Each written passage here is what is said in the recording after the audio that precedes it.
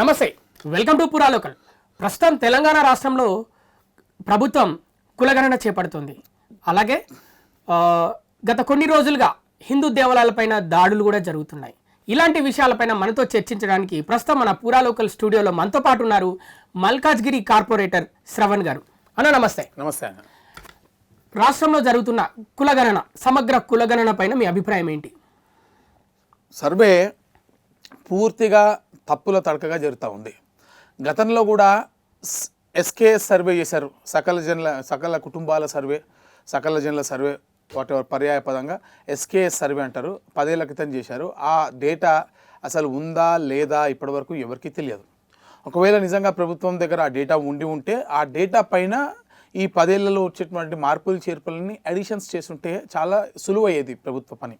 కానీ అలా చేయకుండా స్క్రాచ్ నుంచి పూర్తిగా ప్రభుత్వ యంత్రాంగాన్ని రోడ్డు బ్యాక్ తీసుకొచ్చి ప్రభుత్వం పూర్తిగా ప్రైవేట్ ఏజెన్సీ చేతుల్లో ఇది పెడుతూ మరి పూర్తిగా ఈరోజు పరిపాలన అంతా కూడా స్తంభించిపోయి పూర్తిగా అసలు ఏ పనులు కూడా జరగనటువంటి పరిస్థితుల్లో ఈరోజు సర్వే చేస్తున్నారు. తప్పుల తడకతో చేస్తున్నారు. తప్పుల తడక అని ఎందుకు అంటున్నానో మీకు చెప్తా. అప్పుడు పూర్తిగా ఇది చాలా జాగ్రత్తగా వినాలి మీరు అందరూ కూడా. చాలా ఇంపార్టెంట్ సబ్జెక్ట్. అంటే ప్రజల భవిష్యత్తుకు సంబంధించి, ప్రజల అంటే వాళ్ళ ఐడెంటిటీకి సంబంధించి ఈ ఏదైతే కుట్ర జరుగుతుందో, నేనైతే స్ట్రైట్గా ఆరోపణ చేస్తున్నా, విదేశీ శక్తుల హస్తం ఉంది దీంట్లో అంటున్నా. విచారణ జరిపించాల్సింది రాష్ట్ర ప్రభుత్వము సిబిఐకి ఇస్తారా లేకపోతే సెంట్రల్ ఇన్వెస్టిగేటివ్ ఏజెన్సీకి ఇస్తారా, ఇచ్చి దీనిపైన పూర్తి స్థాయిలో చర్చ జరిపించాలా. ఇప్పుడు ఒక ప్రభుత్వం ఒక సర్వే చేయాలనుకున్నప్పుడు ఒక పద్ధతి ప్రకారం ఒక సేమ్ డేటా సేమ్ బుక్ ఫార్మాట్ని పెట్టి అందరికి కూడా అదే బుక్లెట్స్ ఇచ్చి అదే దానిపైనే ట్రైనింగ్ ఇచ్చి వాళ్ళకి సర్వే చేయమని చెప్పాలా. కానీ ప్రభుత్వం ఏం చేస్తుందండి, రకరకాల, మీరు చూస్తే ఇక్కడ క్లియర్గా దీనికి బ్లూ ట్యాగ్ ఉంటుంది, దీనికి ఉండదు. ఇట్లా డిఫరెంట్ వేరియంట్ బుక్స్ తీసుకొచ్చి ట్రైనింగ్ ఒక బుక్లో ఇచ్చాం, ప్రాక్టికల్గా ఇంకో బుక్లో ఇచ్చామంటే సర్వే చేసేటోళ్ళు చాలా హై స్కిల్ లేబర్ కాదు, ఎంసీఏలు డిగ్రీ చదువుకున్న వాళ్ళు కాదు, మామూలు వాళ్ళందరూ కూడా కన్ఫ్యూజ్ అవుతారా కాదా. ఒకటి ఇది డెలిబరేట్ అటెంప్ట్ అని నేను ఎందుకు అంటున్నా, ఇది మీరు చూడండి ఒకసారి జాగ్రత్తగా చూడాలి. పేజ్ నెంబర్ 6 బుక్లో ఈ బుక్లో ఓపెన్ చేద్దాం. ఈ బుక్లో ఓపెన్ చేస్తే మీకు ఇక్కడ పట్టిక ఉంటుంది. మీ మతం ఏది అని అడుగుతారు. మీ మతం ఏది అన్న దగ్గర రెండు బుక్లలో పేజ్ నెంబర్ 6 పేజ్ నెంబర్ 6లో 2 బుక్ల్లో కూడా పేజ్ నెంబర్ 6లోనో ఒక దాంట్లో మీరు చూడండి, ఒక దాంట్లో చూడండి.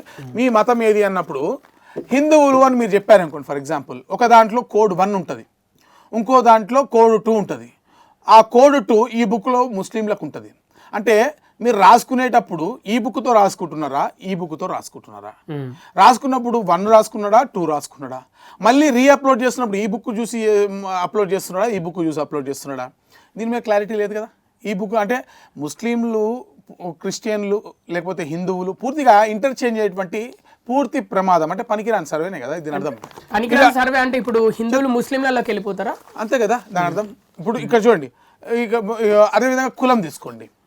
ఈ దీంట్లో ఒక బుక్లో ఏముందండి, బీసీలకు కోడ్ 4 ఉంది, కానీ కోడ్ 4 ఉంది కదా.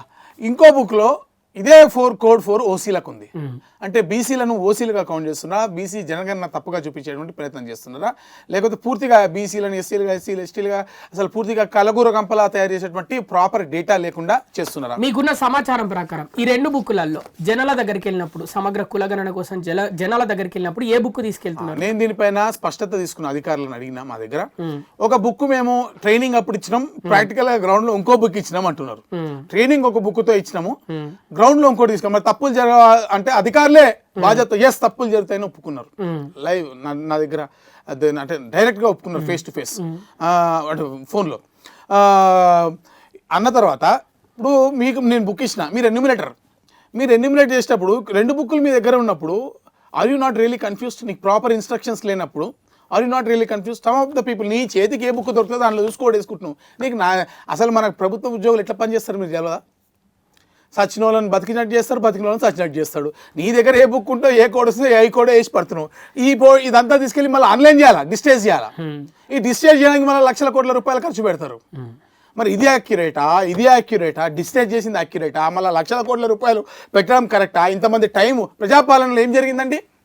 ప్రజాపాలనలో ఆ రోజు చెప్తే ఇష్టం వచ్చినట్టుగా మాట్లాడారు కాంగ్రెస్ వాళ్ళు. ఆన్లైన్ అప్లికేషన్స్ అంటే ఎలక్ట్రానిక్ ఫార్మేట్లో తీసుకోవాల్సిన అప్లికేషన్స్ని పేపర్ ఫార్మేట్లో అధికార పార్టీ యొక్క ఆర్భాటం కోసం, ప్రభుత్వం యొక్క ఆర్భాటం కోసము రోడ్డు పైన ప్రభుత్వ ఉద్యోగులందరినీ వాళ్ళ జీతాలు ఇస్తూ వాళ్ళ పని చేయకుండా రోడ్డు మీద తీసుకొచ్చిర్రు. ప్రజలందరినీ ఆ రోడ్డు దగ్గర తీసుకొచ్చిర్రు. అప్లికేషన్లు ఫిలప్ చేయించారు, తీసిర్రు. తీరా చూస్తే అప్లికేషన్లు చాలా భాగం ఫ్లైఓవర్ల కింద అక్కడిక్కడ దొరికినాయి. మళ్ళీ లక్షల కోట్ల రూపాయలు పెట్టి దీన్ని డిజిటైజ్ చేసారు, స్కానింగ్ చేసి. అప్పుడు డిజిటైజ్ చేసిన దాంట్లో ఉన్న ప్రాపర్ డేటా ఉందంటే అనేక మంది విలేకరుల డేటానే మిస్ అయింది. డైరెక్ట్గా నేను తీసుకెళ్తా, చూపిండి మా దగ్గర, అది మా సాక్షి విలేకరు కానీ ఇంకో అనేక మంది వాళ్ళవే మిస్ అయినాయి డైరెక్ట్గా. అంటే చాలామందికి ఎవరికైతే ఫ్రీ కరెంట్ రావాలో, ఎవరికైతే ఫ్రీ గ్యాస్ రావాలో, 500 రూపాయల గ్యాస్ అనుకుంటా, ఇవి రావాలో ఎవరికి రాలేదు కదా. తూతూ మంత్రంగా ఒకరిద్దరికి ఇచ్చేసి పూర్తిగా అసలు డేటానే లేకుండా, నేను దీనిపై రిప్రజెంటేషన్ ఇచ్చిన సెంట్రల్ ఫర్ గుడ్ గవర్నెన్స్ అనే ఒక సంస్థ ఈ సాఫ్ట్వేర్ని చూస్తుంది. మేము ఎడిట్ చేస్తామన్నారు, ఈ రోజు వరకు లేదు. 3 నెలలకు ఒకసారి అప్లికేషన్ తీసుకుంటామన్నారు, సంవత్సరం అవుతుంది, మళ్ళీ ప్రజాపాలన అప్లికేషన్స్ ఓపెన్ చేసింది లేదు. అదే మిస్టేక్. అంటే కేవలం ఆ రోజు అధికార ఆర్భాటం కోసమే చేసింది. అంటే ఇది కూడా అంతే. ఇప్పుడు ఇటువంటి తప్పుల తరక సర్వేతో అసలు ఈ సర్వే డేటాని ఏం చేయాలనుకుంటుంది ప్రభుత్వం? ఏదైనా నిర్ణయం పథకాల లబ్ధి కోసం తీసుకుని పథకాల లబ్ధి కోసం కాదంటారు. అసలు ఎందుకు మరి పథకాల లబ్ధి కోసం ఈ డేటా కానప్పుడు పూర్తి స్పష్టత అనేది లేదా? ఇప్పుడు ఈ డేటా తీసుకుని ఈ ప్రభుత్వం ఏం చేయాలనుకుంటుంది చెప్పండి. ఏ మంత్రి నేను చెప్తున్నారు కదా, అణగారిన వర్గాలు ఎస్సీలు ఎస్టీలు బీసీలకు జరుగుతున్న అన్యాయాలు. అంటే అన్యాయాలు పథకాలు వాళ్ళకి అన్యాయం అంటే వాళ్ళకి న్యాయం చేయాలంటే పథకం ఇవ్వాలి, ఆర్థికంగా లబ్ధి చేకూర్చాలి కదా, రిజర్వేషన్లు లబ్ధి చేకూర్చాలి కదా. నేనేమంటున్నా మరి నేను పొన్నం ప్రభాకర్ గారు ఏం స్టేట్మెంట్ ఇచ్చిండు? అసలు పథకాలకి దీనికి సంబంధం లేదన్నాడు కదా. 1 2 ఇక్కడ మరి నిజంగా నువ్వు రిజర్వేషన్లు తీసేయలేకపోతే మీరు విద్య కోసం రిజర్వేషన్లు ఆల్రెడీ తీసుకున్నారా, ఉద్యోగం కోసం రిజర్వేషన్లు ఆల్రెడీ తీసుకున్నారా అనే డేటా మీకు ఎందుకు? అంటే రిజర్వేషన్లు తీసేయాలన్న కుట్ర ఈ కాంగ్రెస్ ప్రభుత్వానికి లేకపోతే ఈ డేటాని ఎందుకు తీసుకుంటుంది ఈ ప్రభుత్వము? అంటే దీని పూర్తి సారాంశం ఏంటి అంటే, ఈ కులగణన సారాంశం రిజర్వేషన్ లేకుండా ఎత్తేయాలని ప్లాన్ చేస్తుందా కాంగ్రెస్? అంటే రిజర్వేషన్ తీసేయాలి. ఇంకోటి దీంట్లో చాలా అసలు దీంట్లో నేనేమి ఆరోపిస్తున్నా అంటే, ఈ పూర్తి సర్వేలో విదేశీ శక్తుల హస్తం కూడా ఉంది. దీంట్లో ప్రభుత్వంలో ఉన్నటువంటి కొంతమంది స్లీపింగ్ సెల్స్, అధికారులలో స్లీపింగ్ సెల్స్ కారణం కావచ్చు. నేను చెప్తున్నా ఫస్ట్, ఒకవేళ నేను క్లియర్గా చెప్తున్నాండి. ఒక బేటాలో ఒక బుక్ ఉంది, హిందువులకు కోడ్ 1, ముస్లింలకు కోడ్ 2, క్రిస్టియన్లకు కోడ్ 3 ఉంది. కరెక్టే కదా? కొత్త బుక్ మార్చినావు, నువ్వు కొత్త వాళ్ళని యాడ్ చేయాలనుకుంటున్నావు, అంతే కదా? అప్పుడు నేను ఏం చేయాలా? ఫర్ ఎగ్జాంపుల్ జైనులను యాడ్ చేయాలనుకుంటున్నాను. జైనులను కింద యాడ్ చేస్తే ఆటోమేటిక్ ఏమవుతుంది? కోడ్ 4 వస్తుంది. హిందువులకు అదే కోడ్ ఉంటుంది, ముస్లింలకు అదే కోడ్ ఉంటుంది, క్రిస్టియన్ ఆల్టర్ కాదు. ఆ కోడ్ని వాడుకోవచ్చు. కానీ వాళ్ళు ఏం చేసారు? జైన్లను తీసుకొచ్చి స్టాప్లో పెట్టి వాళ్ళకి 1 ఇచ్చి, హిందువులకు 2 చేసి, ముస్లింలకు 3 చేసి, దీన్ని 4 చేయడం వల్ల ఈ కన్ఫ్యూజన్ అంతా రావట్లే. ఇది డెలిబరేట్ అటెంప్టా కాదా? ఒక దాంట్లో ఇంకో దాంట్లో వచ్చి దీంట్లో ఏం చేస్తాడు? మీరు ఏ దేశం వారంటారు? ఏం చెప్పాలి వీళ్ళకి? వేరే దేశం వాడైతే నువ్వు సర్వేలో డేటా ఎందుకు తీసుకుంటున్నావు? దాంట్లో మళ్ళీ ఇతరులు కింద ఉంటుంది. ఎందుకంటే నీ ఆస్తి ఎంత, నువ్వు అప్పులు ఎంత తీసుకున్నావు, అదేమంటే నీకు మ్యాండేటరీ చెప్పమన్నా, లేకపోతే కావాలని నోటోరియస్ నోటోరియస్ అనేది క్రిమినల్స్కి వాడతారు. మంత్రి గారు మాట్లాడుతున్న భాష కాదు. నువ్వు నీకు చేతగాక, నీకు సర్వే చేయడానికి చేతగాక, నువ్వు మా మీద అంత ఎట్లా నీకు దమ్ముంటే ఈ సరిగ్గా చెయ్యి. నీకు దమ్ముంటే మా మీద కష్టాలు తీసుకోవడం, మా మీద గుడి దగ్గర మేము ముచ్చాలి అమ్మవారి విగ్రహాన్ని మీద దాడి చేస్తే మేము నిరసన చేస్తే అటెంప్ట్ టు మర్డర్లు పెట్టడము, మా మీద జైల్లో మీ ఎంఐఎం సోదరులను క్వశ్చన్ చేసినందుకు జైల్లోకి పంపించడం కాదు. జై, నీకు దమ్ముంటే సరిగ్గా నీ పని నువ్వు సరిగ్గా చేయి. మంత్రి గారు, ముఖ్యమంత్రి గారు, మీరు డైరెక్ట్ చెప్తున్నా, మీకు చేతనైతే మీ మా మీద వాడు ఏడుస్తారు ఎందుకు? అంటే ఇప్పుడు ఈ కులగణన ద్వారా ఏదైతే ఈ బుక్స్ లో ఉన్న డీటెయిల్స్ ఇవన్నీ అన్ని క్వశ్చన్లు ఉన్నాయి కదా, అవన్నీ అసలు ముఖ్యమంత్రి అరే మీ ఇంట్లో టీవీ ఉందా, రెఫ్రిజిరేటర్ ఉందా, డైపర్లు ఉన్నాయా? ఏంటంటే అన్న, ఇప్పుడు ఆ క్వశ్చన్లు అన్ని అసలు ముఖ్యమంత్రికి మంత్రులకు తెలుసా? అదే ముఖ్యమంత్రి గారిని అడగాలి, మంత్రి గారిని అడగాలి. పొన్నం ప్రభాకర్ గారు అక్కడక్కడ ఫోటోలు దిగుతారో తెలిసే అనుకుంటున్నా. తెలిసే ఆయనకు మరి అదే చదువుకున్న వాళ్ళకైతే అర్థమవుతుంది. ఎవరికి ఒక పక్కనున్న అధికారులు మరి వీళ్ళని పక్కదో పట్టించిరా తెలియకుండా వాళ్ళకి తెలిసి ఇంత పెద్ద ప్రభుత్వము పోనీ ఎవడైనా దీంట్లో చదువుకునే వాళ్ళు లేకపోతే అసలు పేదవాళ్ళు ఉన్నారు, ఏం తెలియని వాళ్ళు ఉన్నారా అనుకోవడానికి వీళ్ళందరూ సీనియర్ ఎక్స్పీరియన్స్ రాజకీయ నాయకులే కదా. పొన్నం ప్రభాకర్ గారు ఒక పార్లమెంటరీ చేసిండు, మంత్రి చేసిండు, ముఖ్యమంత్రి గారు ఉన్నాడు, అందరు చదువుకున్న వాళ్ళే. ఇంతమంది ఐఏఎస్లు ఉన్నారు, ఐపీఎస్లు ఉన్నారు. నీ సింపుల్ లాజిక్ ఎందుకు మీ సార్ నేను అడుగుతున్నా. సింపుల్ గా డేటా ఆల్టర్ చేయకుండా, ఇది సాఫ్ట్వేర్ లో చాలా ఫండమెంటల్ ప్రిన్సిపల్ చెప్తున్నా మీకు. నేను ఎప్పుడైతే చెప్పినానో ఇది ప్రతి సాఫ్ట్వేర్, ప్రపంచంలో ఏ సాఫ్ట్వేర్కైనా డేటాబేస్ డిజైన్ చేసినప్పుడు చాలా ఫండమెంటల్ ప్రిన్సిపల్ ఇది, అంతే. సరే అన్న, ఇప్పుడు మరి కులగణన పూర్తయిన తర్వాత నవంబర్ 30వ తారీఖు లోపు పూర్తవుతుంది కులగణన. అప్పుడు ప్రింటింగ్ మిస్టేక్ అంటే ఏం చేస్తారు? ప్రింటింగ్ మిస్టేక్ అంటే ఇక వాళ్ళకి దండం పెట్టాలంతే. ప్రింటింగ్ సర్వే అంతా అయిపోయిన తర్వాత ప్రింటింగ్ మిస్టేక్ అంటే కాళ్ళకి దండం పెట్టుకోవడం తప్ప మనం చేసేది ఏముంటది? అదే అంటున్నా, మరి మీరు ఇంత నీ గూడు చెదిరింది అని పాట పాడుకోవడం తప్ప మనం చేయగలిగింది ఏం లేదు. అదే అంటున్నా మరి నేను. ఇప్పుడు మీరు పాపం ఇంత గుండెలు బాదుకుంటున్నారు జనం కోసం, ఇంత అది చెప్తున్నారు, వాళ్ళు క్లియర్ ఎక్స్ప్లెయిన్ చేస్తున్నారు. ప్రింటింగ్ మిస్టేక్లు ఉన్న బుక్లతో సర్వే చేస్తా, సర్వేకి వ్యాలిడిటీ ఏంది అని అంటున్నాను నేను. వ్యాలిడా? దీన్ని కోర్టులో ఛాలెంజ్ నేను చేస్తాను ఖచ్చితంగా.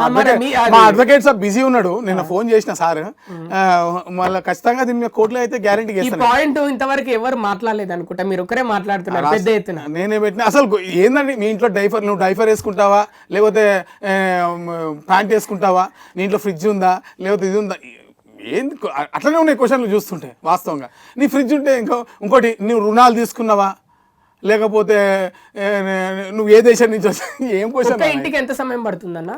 అది ఎన్యూమరేటర్సే చెప్పాలి. మనము అంటే ఒక్కొక్కరి స్థాయి బట్టి ఉంటుంది. ఎన్యూమరేటర్స్ వాళ్ళ ఉన్నటువంటి స్టాండర్డ్ బట్టి అసలు ఎక్కడ చేస్తారు ప్రాపర్ డేటా మీరు చెప్పండి. మీరు కెమెరా తీసుకుని రండి, మనం లైవ్ లో పోదాం. ఎంత మంది ప్రాపర్ గా డేటా అసలు వీళ్ళ పద్ధతి ఏందో, వీళ్ళ పాడేందో. అంటే మీరు ఒక ప్రతిపక్ష నేతగా ఒక క్వశ్చన్ అడుగుతున్నా. ఇప్పుడు కులగణన చేపట్టారు కదా, మళ్ళీ పున్నం ప్రభాకర్ ఏమో ఇది రిజర్వేషన్ల కోసం కాదు అని అన్నారు కదా, ఏదో విషయంలో పథకాలకు కాదు అని అన్నాడు కదా, రిజర్వేషన్ల కోసం అని అన్నాడు కదా. మరి అంటే ఆ కులాన్ని బట్టి ఎంతమంది జనాభా తెలిస్తే దాన్ని బట్టి రిజర్వేషన్ల కోసం అని అన్నారు కదా, పథకాలు కాదని. మరి ఏంటి అసలు? ఓకే, రిజర్వేషన్లు తెలుసుకోవడం కోసం అనుకుందాం. మనమే ఆమ్కు ఉత్నా అన్నాడు ఫర్ ఎగ్జాంపుల్ అనుకుందాం. అలాంటప్పుడు ఈ లెక్క తీసుకుంటున్నావు అంటే, నువ్వు చదువుకున్నప్పుడు నువ్వు ఆల్రెడీ రిజర్వేషన్ తీసుకున్నావా, ఉద్యోగం రిజర్వేషన్ తీసుకుంటున్నా వాళ్ళకి తీయరని వాళ్ళకి రిజర్వేషన్ తీసేస్తారని అర్థమా? దాని అర్థమైందంటే వాట్ ఈస్ ద అంటే యూస్ కేసు చెప్పమని ప్రభుత్వానికి ఎక్కడ వాడతారు దీన్ని? మీరు రిజర్వేషన్లో సవరిస్తారా దీన్ని తీసుకుని చెప్పమని పోనీ.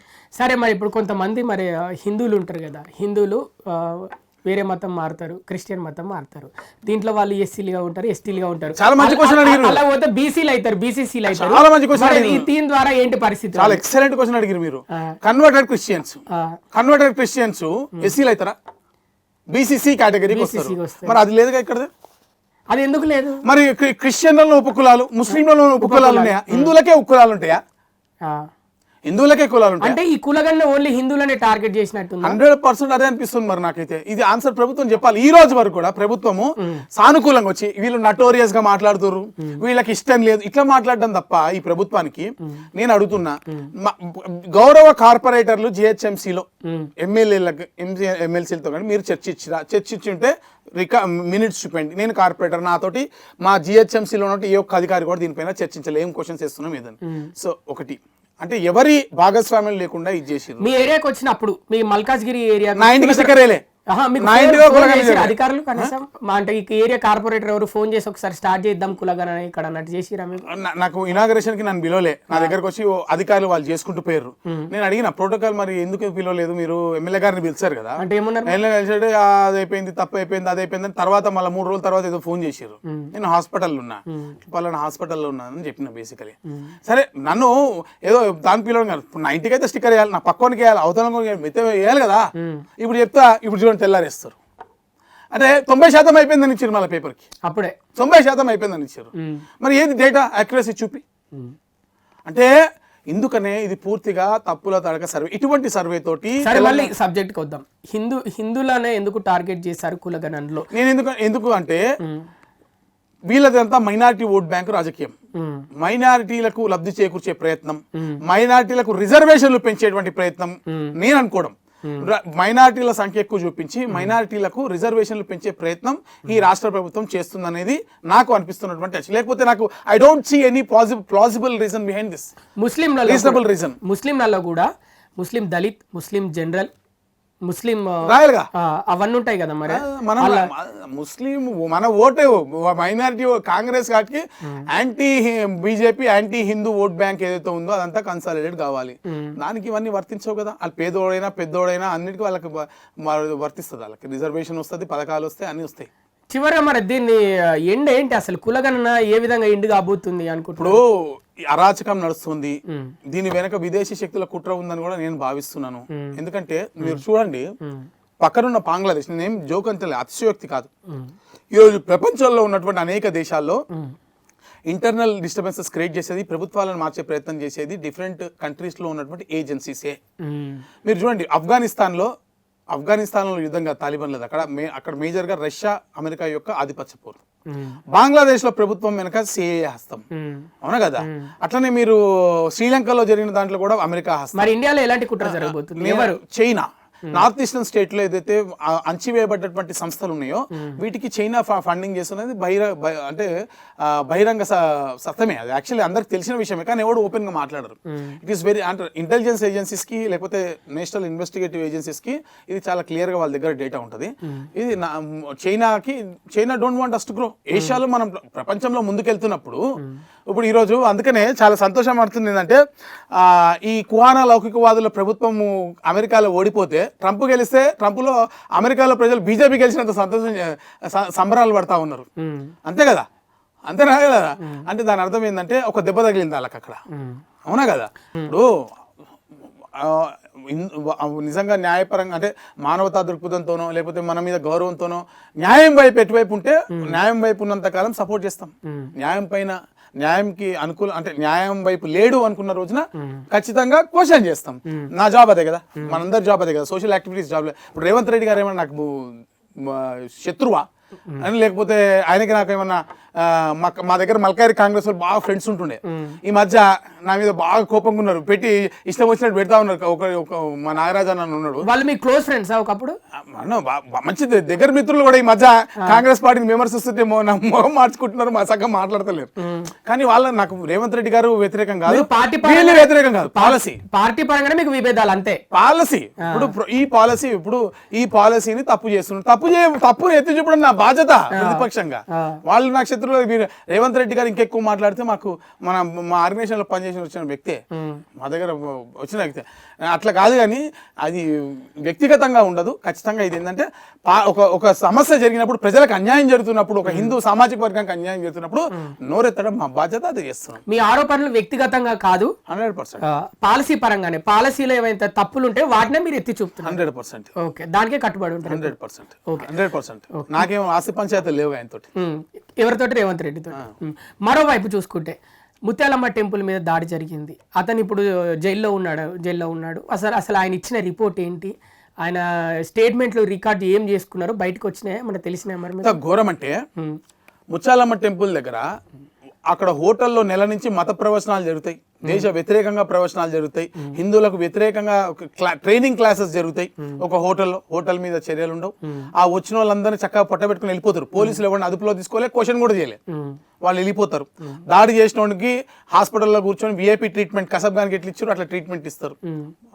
అంత బాగుంటది. ఈ ప్రభుత్వం అంత సహకరిస్తుంది కదా. అమ్మవారి విగ్రహం అంత ఇది చేసినప్పుడు స్వచ్ఛందంగా హిందువులు అండి, అమ్మవారి సికింద్రాబాద్ అంటే లష్కర్ బోనాలకు ఫేమస్. అమ్మవారితోటి కనెక్టివిటీ, గుండెతో సంబంధం ఉన్నటువంటి ప్రజలు అక్కడ అమ్మవారి విగ్రహం మీద దాడి చేసినప్పుడు తట్టుకోలేక ఆ రోజు నిరసన ప్రదర్శనకు వస్తే అటెంప్ట్ మర్డర్ కేసులు బుక్ చేస్తారండి. చూపిమనండి, అటెంప్ట్ మర్డర్, నా మీద కూడా అటెంప్ట్ మర్డర్ కేసు పెట్టారు. అటెంప్ట్ మర్డర్ చేసేట్టుగా రాయి పట్టినామా, రెచ్చగొట్టినామా, పోలీసులకు రివర్స్ అయిపోయినాం. మీరు లాఠీ చార్జ్ చేయడం వల్ల రెచ్చిపోతున్నారు, నేను కూర్చోబెడతా అని చెప్పి 2 సార్లు కింద నేల మీద కూర్చోబెట్టిన ఆందోళనకారులను కూర్చోబెట్టి పోలీసులని మీరు తప్పైపోయింది, ఇంకా మనం పీస్ఫుల్ గా తీసుకెళ్దామని మాట్లాడమని చెప్పి అవకాశం ఇస్తే ఉల్టా పోలీసులు, రేష్మి పెరుమాల్ ఐపీఎస్, మమత ఆమె ఉన్నారు ఐపీఎస్, అక్కడ మార్కెట్, వీళ్ళు అన్యాయంగా అక్రమంగా అటెంప్ట్ మర్డర్ కేసులు పెట్టి కోర్టు జడ్జి అక్కడికి కూడా మేము కోర్టుకు పోయి మరి ఒక ఆర్డర్ తీసుకొస్తే అయినప్పటికీ కూడా ఇంటి చుట్టూ పోలీసులు తిప్పుకుంటూ ఏదో ఒక కేసులో ఇరికించాలని ప్రయత్నం. ఇప్పుడు కూడా ఇన్ని నిజాలు మాట్లాడుతుంటే ఇంటెలిజెన్స్ వాళ్ళు, పోలీసు వాళ్ళు అందరూ వచ్చి వెరిఫై చేసుకోరు. నా సిస్టమ్ హ్యాక్ చేశారు, నా సిస్టమ్ నా ముందు లైవ్ నోటిఫికేషన్ వచ్చిందని చూపించిన కూడా వాళ్ళకి, వాళ్ళందరూ కూర్చొని ఉంటే ఇట్లా నేను లైవ్ ఉన్నప్పుడు దాంట్లో. అంటే దాని అర్థం ఏంది అంటే ఇంత నిఘా పెట్టి వీడిని ఎక్కడో చోటు ఇరికించాలి, ఏదో ఒక కేసులో పెట్టించాలి, గొంతు నొక్కించాలి. మీరు చూడండి, ఒక ఎఫ్ఐఆర్లు అయితే అసలు అక్కడ లేని వాళ్ళ పేర్లు పెట్టేసారు, కేవలం ఆర్గనైజేషన్లో గొంతెత్తుతారు. రేవంత్ రెడ్డిని ఎవరిని తిట్టిరు, అందరి పేర్లు పెట్టేసి. మరోవైపు పోలీసులు ఏమైనా ఆరోపిస్తున్నారంటే బీజేపీ పార్టీ రూపంలో హిందూ సంఘాల రూపంలో రెచ్చగొట్టే ప్రయత్నాలు చేశారంట. చూపిమన నేనేమంటున్నా, నేను దమ్ముంటే నేను పోలీస్ ఇదే సవాల్ విసురుతున్నా. నా మీద అటెంప్ట్ మర్డర్ కేసు పెట్టినా కదా, నేనేం చేసినా వీడియో బయట పెట్టు, నేనేం రాయి కొట్టాను. అటెంప్ట్ టు మర్డర్కి సెక్షన్ అట్రాక్ట్ అయ్యేటట్టు నేను పోలీస్ డిపార్ట్మెంట్కి సవాల్ విసురుతున్నా. ఈరోజు హోంమంత్రి ముఖ్యమంత్రి గారికి సవాల్ విసురుతున్నా.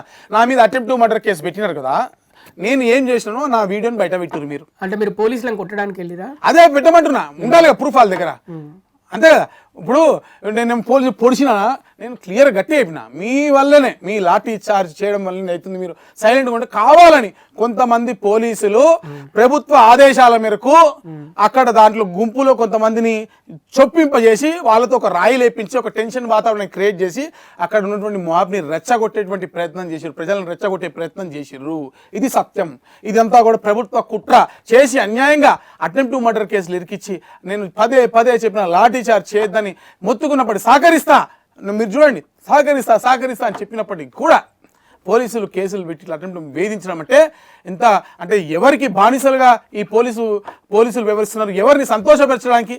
ఎంఐఎం పార్టీనా, అక్బరుద్దీన్ ఓవైసీనా, లేకపోతే మతోన్మాద శక్తులు ఇంకెవరైనా ఎవరైతే అక్కడ ట్రైనింగ్ తీసుకున్నారో వాళ్ళని సంతోషపెట్టడానిక? అక్కడ ట్రైనింగ్ చేసిన వాళ్ళకి ఎందుకు మీరు క్వశ్చన్లు చేయలేదు? వాళ్ళని ఎందుకు అదుపులో తీసుకోలేదు? ఎందుకు హిందువులపైన ఇంత అన్యాయంగా కక్ష కట్టింది ఈ రాష్ట్ర ప్రభుత్వం? కనీసం ముఖ్యమంత్రి అక్కడికి ఈరోజు సిటీలో ఎంత పెద్ద జరిగింది, లష్కర్లో అమ్మవారితో చాలా గట్టి స్పేకు బంధం ఉన్నటువంటి లష్కర్ ప్రాంతంలో అమ్మవారికి ఎంత అన్యాయం జరిగినప్పుడు, అక్కడ అమ్మవారి విగ్రహం పైన ఇట్లా జరిగినప్పుడు ఒక ముఖ్యమంత్రి రావాల్సిన బాధ్యత ఉందా లేదా? కనీసం హోంమంత్రి కూడా ఆయన ఒక్క 2 నిమిషాలు వచ్చి అయ్యో జరిగింది, నేను ఇంకోసారి చేయకుండా చూసుకుంటా, పోలీసులకు ఆర్డర్ ఇస్తాను ఒక్క మాట చెప్పడానికి ఈ ముఖ్యమంత్రి గారికి నోరెందుకు రాలేదు నేను అడుగుతున్నా. మరోవైపు ముత్యాలమ్మ టెంపుల్ మీద దాడే కాకుండా శంషాబాద్ టెంపుల్, ఇంకో 2-3 టెంపుల్స్లో దాడులు జరుగుతూనే ఉన్నాయి. కంటిన్యూగా విగ్రహాలు పడగొడుతున్నారు, ఏదో రకంగా టెంపుల్స్ మీద దాడి చేస్తున్నారు. దీని వెనకాల ఏమైనా కుట్ర ఉందనుకో? 100% ఉండొచ్చండి. ఇప్పుడు కంటిన్యూస్ యాక్టివిటీ జరుగుతుంది అంటే, కాంగ్రెస్ ప్రభుత్వం వచ్చినాక జరుగుతుంది అంటే రకరకాలు ఉంటాయి. ఒకటి, వీళ్ళు ఆ తీవ్రవాద సంస్థల పట్ల ఉదాసీనంగా వివరించడము, వాళ్ళకి డైరెక్ట్ గానే ఇండైరెక్ట్ గా సహకరించేటట్టుగా చేయడము, వాళ్ళపైన మొన్న ఇన్వెస్టిగేషన్ చేయకుండా వదిలిపెట్టడం, ఇది ఒక రీజన్ అయి ఉండొచ్చు. 2, కాంగ్రెస్ పార్టీలో ఉన్నటువంటి ఇంకో వర్షన్ కూడా వినపడుతుంది మార్కెట్లో. కాంగ్రెస్ పార్టీలో ఉన్నటువంటి కొంతమంది అసమ్మతీయులు ముఖ్యమంత్రి గారిని ఎట్లయినా దింపేయాలని చెప్పి మరి చేస్తున్నారు అంటారు. అంటే ముఖ్యమంత్రిని దింపేయాలని కాంగ్రెస్ పార్టీలో ఉన్న అసమ్మతి లీడర్లు ముఖ్యమంత్రిని దింపేయాలని ఇలా టెంపుల్స్ మీద దాడి చేస్తున్నారు. అంటే వేరే సంఘ వ్యతిరేక శక్తులతోటి, దేశ వ్యతిరేక శక్తులతోటి చేయగలుపుకొని ఇట్లా చేస్తున్నాను ఒక వర్షన్ పడుతుంది. ఏది నిజమని తేల్చాల్సింది ఎవరు? నేనా మీరా? ప్రభుత్వం నువ్వు చేయాలి. ఇప్పటి వరకు ప్రభుత్వం ఏ రిపోర్టు ప్రాపర్గా పెట్టలే. హిందువుల పైన నార్మల్ ఆక్రోశం అంటే గుడిలో ఇట్లా జరిగిందని ఆక్రోశం కాకిన వాళ్ళపైన అటెంప్ట్ మర్డర్ కేసు అయితే పెట్టగలిగినది. ఇంకేం చేతగాలి ప్రభుత్వానికి? పోలీసు యంత్రాంగం ఏం చేతనైంది వీళ్ళకి? మా గొంతులు నొక్కడం కాదు, అసలు ఆ దొంగలు ఎవరో తెలియండి, ఎవడు చేస్తున్నాడో వెనక తెలుసుకోండి, నిజమే తెలిసి బయట పెట్టండి, ప్రజలకు తెలిసాడు. మీకు చేత కాలేదా? సిబిఐకి రాయండి, ఎన్ఐఏకి రాయండి, సెంట్రల్ ఇంటెలిజెన్స్ వర్గాలు కూడా నిఘా పెట్టినా వాళ్ళకు కొంత సమాచారం ఉంటుంది కదా, వాళ్ళకి రాయండి. అంతే తప్ప మాలాంటి వాళ్ళ నోరు నొక్కితే ఏమొస్తుంది? ఏం రాదు. మరి ఆ 150 మంది వెనకాల ఇలాంటి రాజకీయ శక్తులు ఉన్నాయి అనుకుంటున్నారా? ఉండొచ్చు, పాసిబిలిటీ ఉంది. ఏదైనా ప్రభుత్వం చెప్పాలి. అది ప్రభుత్వము ఇప్పుడు చెప్పాల్సిన హోదాలో ఉన్నది ప్రభుత్వము. ఇప్పటి వరకు ప్రభుత్వం నోరెత్తట్లేదు అంటే చేతగాంతరం, అంతే కదా. మరి ఇక్కడ ఎవరు దాన్ని ఏమంటారు, ఎవరి మనోభావాలు దెబ్బతిన్నాయి, ఎవరు ఎక్కువ లాస్ అయ్యారు ఈ మొత్తం దాడుల విషయంలో? మనమే కదా, ఎప్పుడు దాడేది హిందువులమే, హిందువులే శత్రువులు. మన ముఖ్యమంత్రి హిందువుగా అయినటువంటి ముఖ్యమంత్రి ఈరోజు ఆయన ఆధ్వర్యంలో జరిగితే కనీసం చెప్తాం కదా, గుడి దగ్గరకు వచ్చి కనీసం తప్పైందమ్మా అని చెంపలేసుకొని ఇది ఇంకోసారి జరగనీయకుండా చూస్తా అని చెప్పడానికి ముఖ్యమంత్రికి, ఇదే హోంమంత్రిగా ఉన్నటువంటి ముఖ్యమంత్రి గారికి నోరు రాలేదంటే ఎవరు నష్టపోయారు? అంటే కొన్నిసార్లు పదవులు కాపాడుకోవడానికి కోసం కూడా ఇలాంటి విషయాల్లో కాపాడుకోండి సార్, నేనేం వద్దంటలే, మీ పదవులు మీరు కాపాడుకోండి. మీరు గుడి దగ్గరకు వచ్చి కనీసం ఈ క్షమాపణ చెప్పుంటే బాధ్యత మీ వెనక మేము ఉండేటోళ్ళం కదా. ఎస్, మా ముఖ్యమంత్రి నిజంగా హిందువుల పట్ల సానుకూలంగా ఉన్నాడు అని చెప్పి ముఖ్యమంత్రిని దించడానికి నిజంగా కుట్ర ఎవరైనా చేసి ఉంటే వాళ్ళకి వ్యతిరేకంగా మేము పోరాటం చేసేటోళ్ళం కదా. కానీ ఆ ఆప్షన్ మీరు ఓలగొట్టారు కూడా. ఈరోజు మీరే కనీసం అక్కడ రాకుండా చీ ముఖ్యమంత్రి, చీ ప్రభుత్వము, చీ అన్యాయంగా చేసింది, మమ్మల్ని జైలుకు పంపించింది అనే విధంగా మీరు చేసుకున్నారు అంటే దాని అర్థం ఏంటి మీరు చెప్పండి. మరోవైపు కాంగ్రెస్ పార్టీలో కొంతమంది లీడర్లు మా ముఖ్యమంత్రి పెద్ద హిందూవాది, ఆయన బర్త్డే రోజు కూడా యాదాద్రిని యాదగిరి గుట్టగా మార్చారు. ఎన్నిసార్లు పోయింది? ఇంతకుముందు ప్రతిపక్షంలో పోయింది యాదగిరి గుట్టగా, యాదగిరి గుట్ట అందాం మనం, యాదాద్రి వద్దు, యాదాద్రి నుంచి యాదగిరి గుట్టగా మార్చేసి మనం యాదగిరి గుట్ట, మనం మనందరం పుట్టినప్పటి నుంచి అదే మాట్లాడినాం. తెలంగాణ సంస్కృతి సంప్రదాయాలు అంతే. మన గుట్టకంటాం. గుట్టకి ఎన్నిసార్లు ప్రతిపక్షంగా ఉన్నప్పుడు పోయిందా?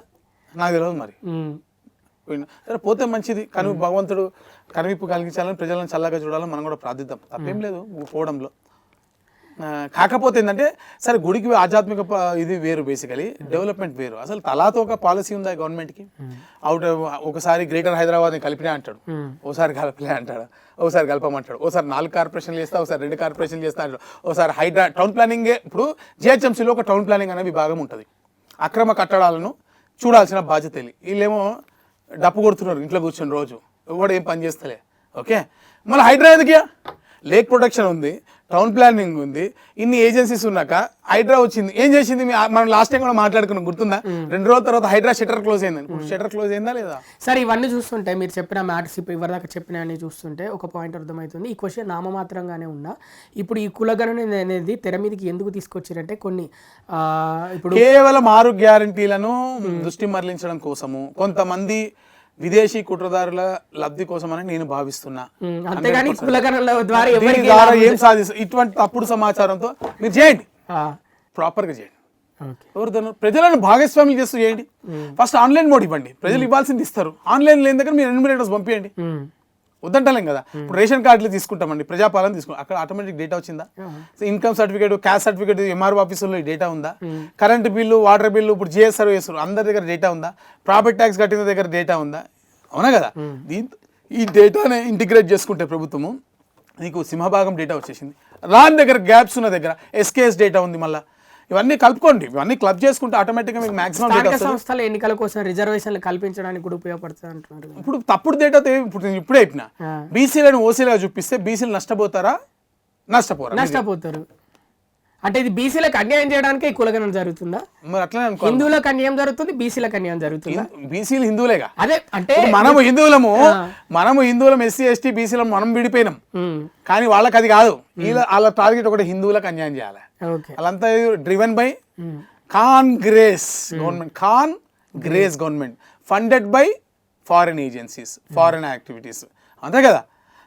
వీళ్ళు ఎవరి కోసం పనిచేస్తుంది? నేను చెప్తున్నాను ఓపెన్.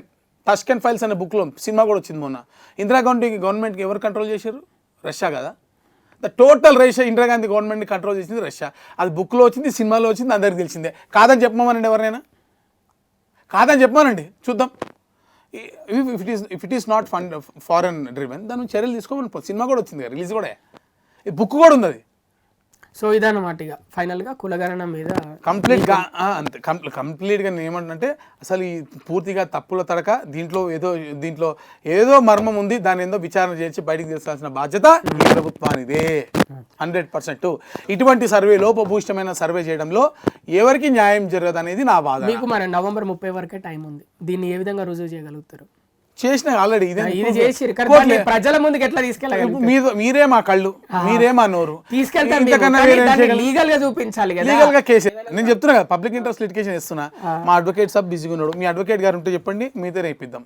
మనం స్టూడియో ద్వారానే నీ డేటా ఇస్తా, నేను పబ్లిక్ ఇంట్రెస్ట్ లిటిగేషన్ 100% దీనిపైన ఫైల్ చేస్తా, లీగల్గా ఫైట్ చేస్తా, ప్రజల దగ్గర తీసుకెళ్తాం. ఇంకేం చేయగలుగుతాం? ఇప్పటికే పోలీసు వాళ్ళు నా బుట్టు తిరిగి, ఇంటెలిజెన్స్ వాళ్ళు ఏడ దొరుకుతారా అని ఇట్లా కళ్ళు పెట్టుకొని చూస్తున్నారు, అవునా కదా. తల చుట్టూ కళ్ళు పెట్టుకొని పోలీస్ డిపార్ట్మెంట్, ఇంటెలిజెన్స్ వాళ్ళు అందరూ కూడా దొరుకుతున్నారు. ఎక్కడ దొరికితే ఎక్కడ ఇచ్చేద్దాం అన్నట్టు ఆలోచనలో ఉన్నారు మిమ్మల్ని.